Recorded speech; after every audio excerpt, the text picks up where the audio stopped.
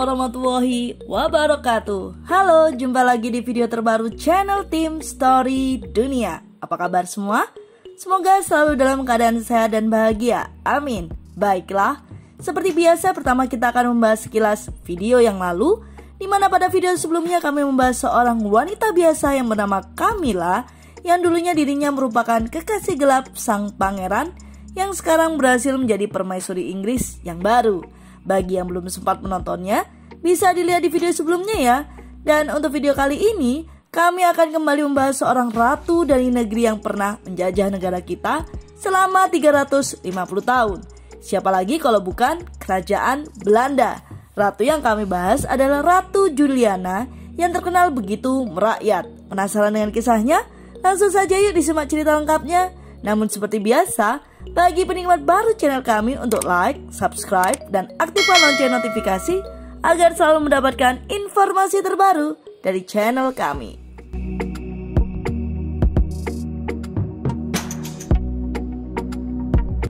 Dari banyak raja dan ratu yang ada di muka bumi saat ini, Ratu Belanda bisa dibilang termasuk yang merakyat. Bahkan sejak Ratu Beatrix, setiap tahun ada jadwal khusus untuk mengunjungi rakyatnya. Sifat kerakyatan ratu ini bermula dari Ratu Juliana yang menerima tahta kerajaan dari Ratu Wilhelmina pada 4 September 1948. Karakter kerakyatan itu tidak datang begitu saja. Semasa mahasiswa di Universitas Leiden, Juliana aktif di berbagai organisasi kemahasiswaan dan hidup bebas. Dirinya juga merupakan ratu yang bersentuhan aktif dengan proses penyerahan kedaulatan Indonesia dari pemerintahan Belanda kepada pemerintahan Indonesia di bawah pimpinan Soekarno-Hatta pada 27 Desember 1949. Banyak fakta menarik dari kehidupan seorang Ratu Juliana, dan kami telah merangkumnya untuk penggemar setia channel kami. Yuk langsung saja disimak ceritanya.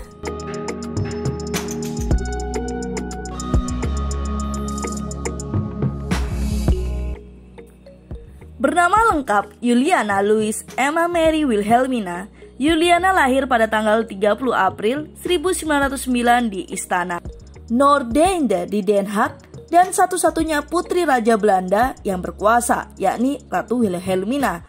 Ayahnya adalah Adipati Henry dari Mecklenburg Schwerin. Dia adalah bayi kerajaan Belanda pertama sejak Wilhelmina sendiri yang lahir pada tahun 1880. Wilhelmina telah mengalami 2 kali keguguran dan 1 bayi lahir mati, meningkatkan kemungkinan krisis suksesi. Kelahiran Juliana dengan demikian menjamin kelangsungan hidup keluarga kerajaan. Ibunya mengalami 2 kali keguguran lagi setelah kelahirannya, meninggalkan Juliana sebagai satu-satunya anak pasangan kerajaan itu. Menurut beberapa sumber, Juliana senang menjadi anak tunggal karena itu artinya dia tidak perlu berebut perhatian. Karena konstitusi Belanda menetapkan bahwa Putri Juliana harus siap naik tahta pada usia 18 tahun, pendidikannya berjalan lebih cepat daripada kebanyakan anak. Setelah 5 tahun mengenyam pendidikan dasar, Putri menerima pendidikan menengahnya hingga tingkat pra-universitas dari tutor privat. Pada tanggal 30 April 1927, Putri Juliana merayakan ulang tahunnya yang ke-18. Dia secara resmi telah dewasa dan berhak untuk mengambil hak prerogatif kerajaan jika perlu.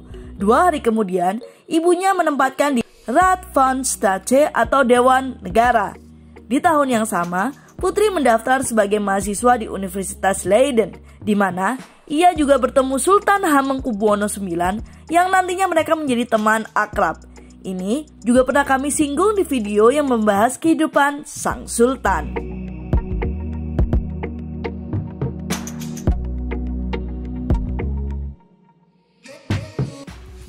Pada Olimpiade musim dingin tahun 1936 di Bavaria, dia bertemu dengan Pangeran Bernhard dari Lippe-Bielefeld, seorang pangeran muda Jerman yang merupakan sepupu ketujuhnya, karena keduanya adalah keturunan dari Leibrecht, Pangeran Anhalt-Zehnhoim. Pangkat dan agamanya cocok, jadi pertunangan kerajaan Putri Juliana diatur oleh ibunya. Putri Juliana sangat jatuh cinta dengan tunangannya. Cinta yang bertahan seumur hidup dan bertahan dari perpisahan selama perang dan perselingkuhan Bernhard dan anak-anak di luar nikah. Ratu Wilhelmina yang cerdik, yang saat itu menjadi wanita terkaya di dunia, tidak menyia-nyiakan kesempatan.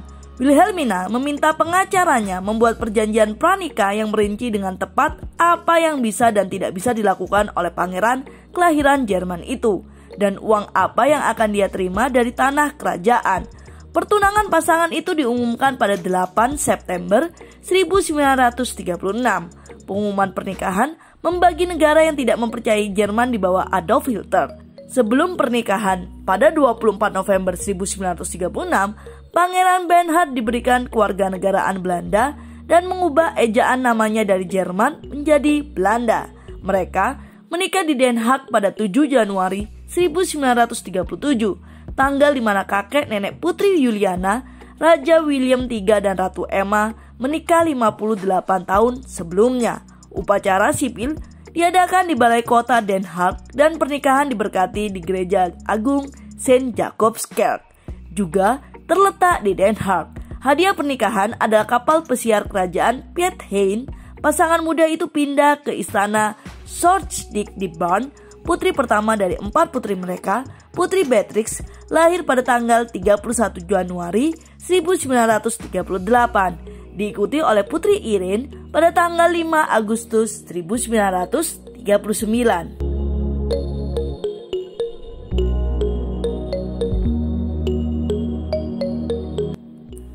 Pada tanggal 12 Mei 1940, selama invasi Belanda oleh Jerman dalam Perang Dunia Kedua, Pangeran Bernhard dan Putri Juliana dievakuasi ke Britania Raya untuk diikuti keesokan harinya Ratu Wilhelmina dan pemerintah Belanda yang mendirikan pemerintahan di pengasingan. Sang putri tinggal di sana selama sebulan sebelum membawa anak-anaknya ke Ottawa, ibu kota Kanada, di mana dia tinggal di Stornoway di pinggiran Rockcliffe Park.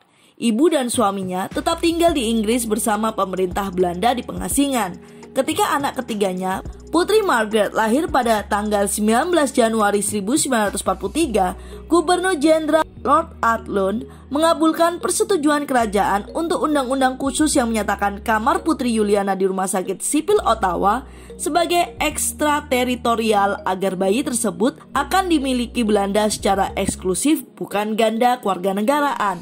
Seandainya pengaturan ini tidak dibuat, Putri Margaret tidak akan berada di garis suksesi. Pemerintahan Kanada mengibarkan bendera 3 warna Belanda di menara perdamaian parlemen, sementara lonceng berkumandang dengan musik Belanda mendengar berita kelahiran Putri Margaret.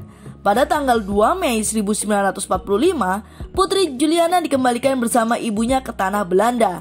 Awalnya mereka tinggal di tempat tinggal sementara di Annefield, tepat di sebelah selatan Breda.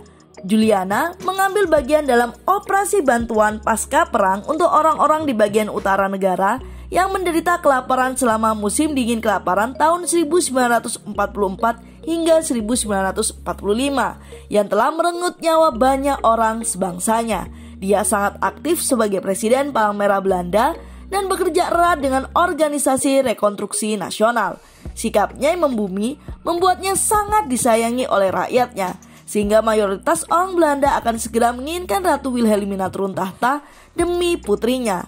Pada musim semi tahun 1946, Putri Juliana dan Pangeran Bernhard mengunjungi negara-negara yang pernah membantu Belanda pada masa pendudukan. Saat mengandung anak terakhirnya, Marike Christina, Putri Juliana terjangkit rubella. Gadis itu lahir pada tahun 1947 dengan katarak di kedua matanya dan segera didiagnosis hampir buta total di satu mata dan sangat terbatas di mata lainnya. Terlepas dari kebutaannya, Christina begitu dia dipanggil adalah anak yang bahagia dan berbakat dengan bakat bahasa dan telinga musik. Seiring waktu dan dengan kemajuan teknologi medis, penglihatannya semakin membaik sehingga dengan kacamata tebal dia bisa bersekolah dan bahkan mengendarai sepeda. Namun sebelum itu terjadi, ibunya, sang putri, berpegang teguh pada benang apapun yang menawarkan harapan untuk kesembuhan. Berada di bawah pengaruh kuat Graf Hofmanns, seorang penyembuh iman dengan keyakinan heterodoks yang dianggap oleh banyak pencela sebagai dukun palsu.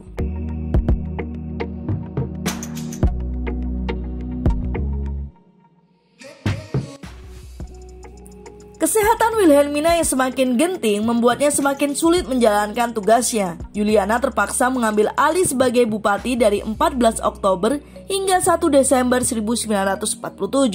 Wilhelmina secara serius mempertimbangkan untuk turun tahta demi Juliana pada akhir tahun 1947.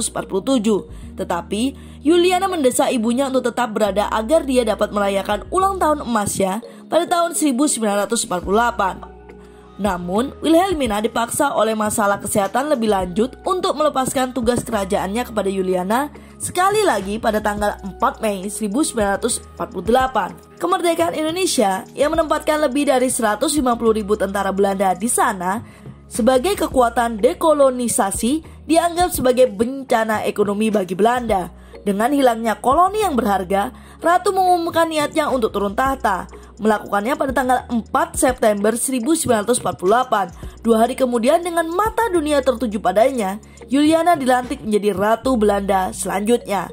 Pada tanggal 27 Desember 1949 di Istana Dam di Amsterdam, Ratu Juliana menandatangani surat-surat yang mengakui kedaulatan Indonesia atas bekas jajahan Belanda tersebut.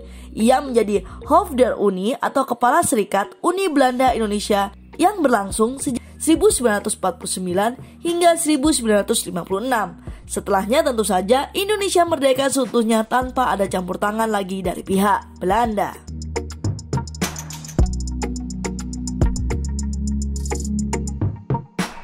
Pada malam tanggal 31 Januari 1953, Belanda dilanda badai yang paling merusak selama lebih dari 500 tahun. Tanggul-tanggul jebol, banyak kota tersapu oleh gelombang badai setinggi 12 kaki.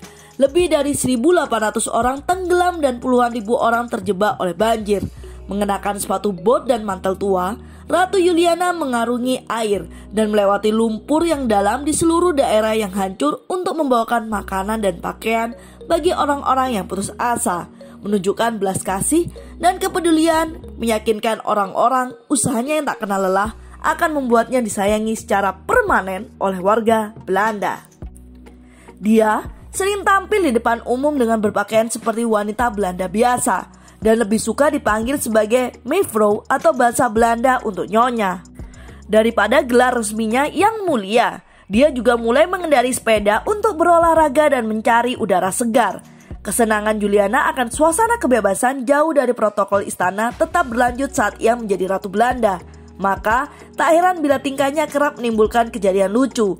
Kalau telepon berdering di istana, sering Juliana menerima sendiri teleponnya dengan memperkenalkan diri sebagai resepsionis. Ia berharap bisa bercakap dengan rakyatnya secara bebas. Pada suatu kesempatan, Ratu Juliana secara spontan menelepon sebuah rumah satu keluarga di Amsterdam.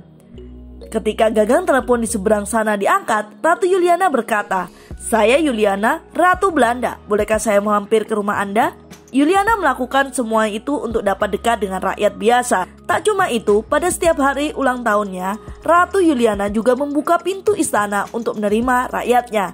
Ratu pun sering berbelanja di toko-toko biasa, namun harus menyamar atas permintaan pengawal keamanan. Salah satu contoh ketika ia pergi ke London pada tahun 1979. Di pusat perbelanjaan Harrods, tiba-tiba Ratu Juliana melihat Raja Olaf dari Norwegia juga sedang menyamar. Ketika keduanya berpapasan, mereka langsung cekikikan tak dapat menahan rasa geli. Pasukan pengawal kerajaan dari kedua pihak lalu melebur membentuk pasukan kelompok besar. Meskipun begitu, tak seorang pengunjung pun di pusat perbelanjaan itu menyadari kalau di dekat mereka ada raja dan ratu sedang incognito. Pada perayaan Perak tahun 1973, Ratu Juliana menyumbangkan semua uang yang telah dikumpulkan oleh Komite Perayaan Perak Nasional kepada organisasi untuk anak-anak yang membutuhkan di seluruh dunia. Pada tanggal 30 April 1980, ulang tahunnya yang ke-71, Ratu Juliana turun tahta dan putri sulungnya Beatrix menggantikannya. Juliana tetap aktif dalam berbagai kegiatan amal sampai usia 80-an.